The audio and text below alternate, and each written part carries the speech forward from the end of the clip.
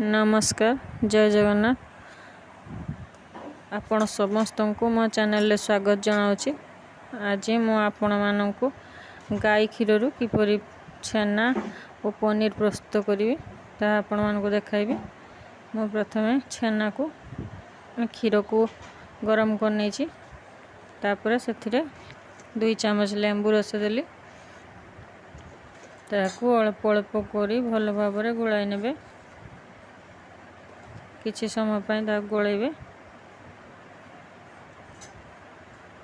तापर पुणी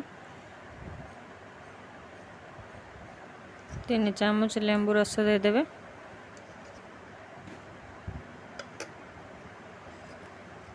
सही परि भाबे ताकू गोळाई नेबे। मु 1 किलो क्षीर नेछि, सेथिरे 2टी लेंबू रस को किछि पानी मिसाई गोळाई रखतिली। मु सेथिरे देली, ताकू एभली भाबे गोळाई नेबी। देखंतु छेना बाहर आसलानी।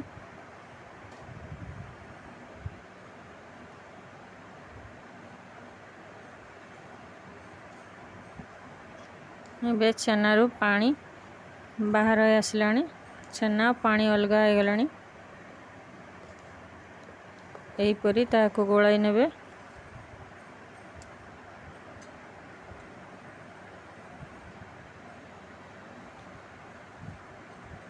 एही परी छेना बाहर आसीबो, पानी और छेना अलग हो जाइछि।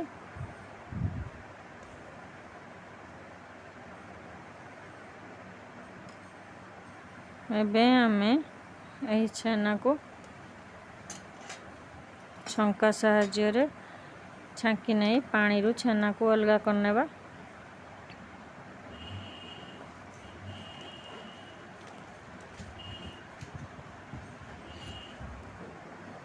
आपण माने को छेना को भी खाई परिबे। एही छेना को भल भाबरे पानी बाहर करी एही भली भाबे मु छंका साहाय्य रे छांकी नेछि। आपण चाहिले धोला कपड़ा रे एहा को छांकी परिबे और ताहा को भल भाबरे चिपुड़ी किछि समय पई एहा को गोटे पात्र रे फ्रिज रे रखी देले